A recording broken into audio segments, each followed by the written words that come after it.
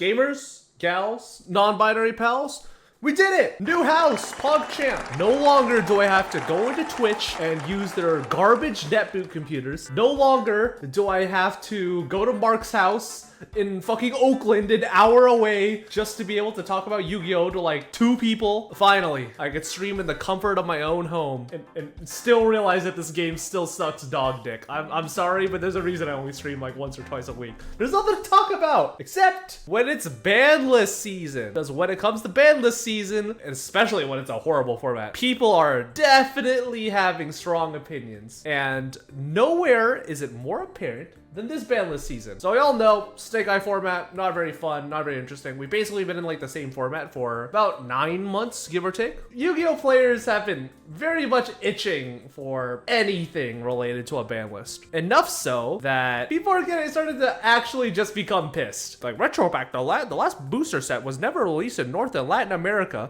And that's not a ban list, and posting this fucking AI horse vomiting at a gas station. Is it objectively like disgusting and stupid? Yes. Is it funny and kind of gets the point across?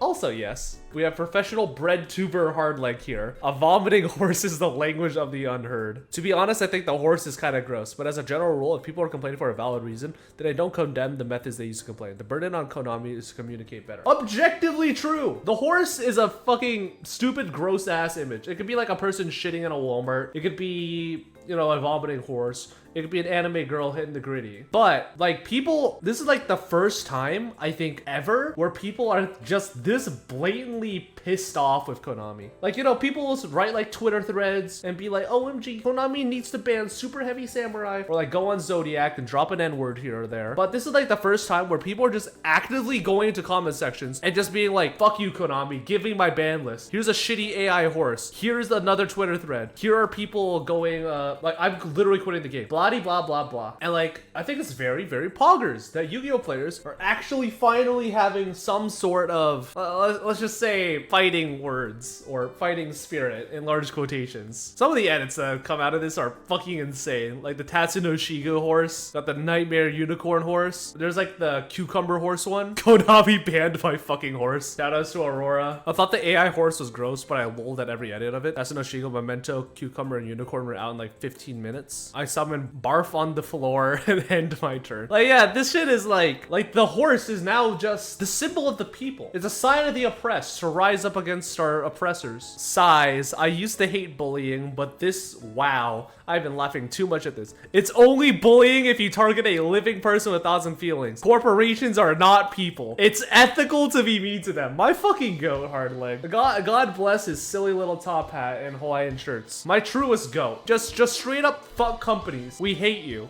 I hope you die. But again, this still does kind of just inevitably loop back into the overall issue of Konami just kind of being a piece of shit company, being extremely slow in regards to getting players the ban list updates that they need. And it's just like, we don't want to post a fucking vomiting horse, 500 different comment sections on Instagram posts or on Facebook or on Twitter posts being like, where's the ban list? Need some communication here. Need some Among Us. Need some cock in my butt. The fact that we've gone to this point with Konami after 25 years and they still either haven't learned or refuse to learn in any capacity is just like so silly. Here's like this piece of YuGiOh history in regards to like when Konami has quote unquote in large quotations tried to kind of communicate with the Yu-Gi-Oh community, and let's just say like, the Yu-Gi-Oh community did not take it well because some of their explanations were not very good. Like, wow, why was Monkey Board and Seer and Ether and all these Monarchs and Pendulum cards hit? We're gonna limit Monkey Board because it's a little too strong, or like we're gonna limit Kieran because it's a little too strong, and Pen Call because it's a little too strong, and they'll be fine, trust us. And like we're gonna limit Seer, and we're gonna limit Beatrice, and we're gonna like limit all this other stuff, and we're gonna see how the new set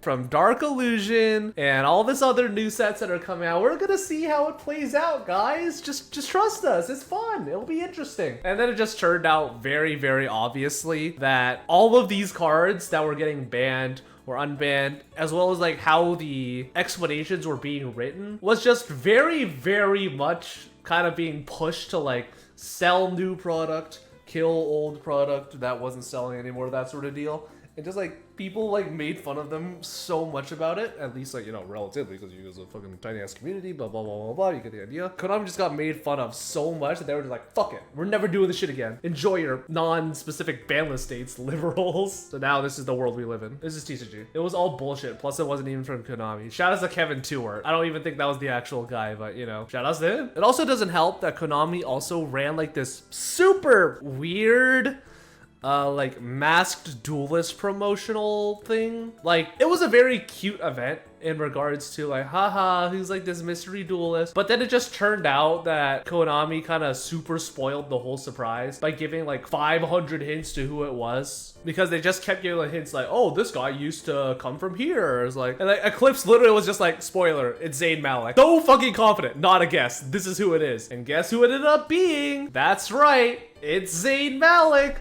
Who could have seen it coming? Who? The guy from One Direction. That's all you need to know. And like, I get that, you know, Zayn, I get that he actually does like the game, and he has like a Yu-Gi-Oh binder with like, you know, Sharpied stuff, and like his favorite card is Cosmic Quasar. And like, a bad chest, I sure love Omni Negates.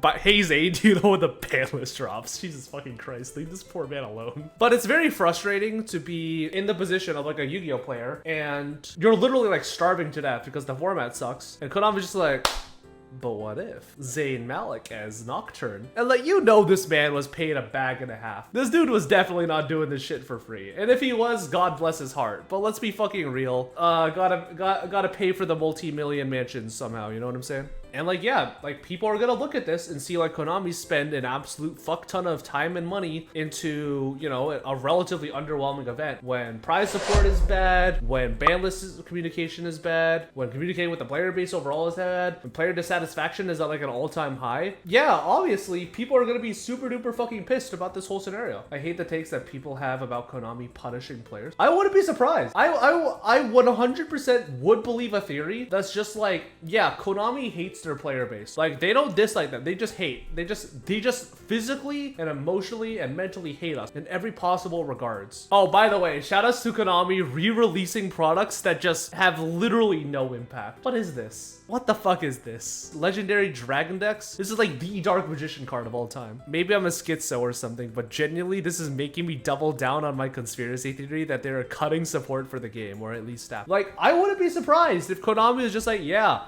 we kind of want to slowly wean off this game, slowly kill it, make sure nobody wants to play this shit anymore, and just be like, yeah, fuck it. We want to focus on pachinko machines, because guess what? Pachinko and slot machines make way more money. Honestly, Leah kind of spitting with this one. Kind of, who let this white woman cook? I can taste the spices from here.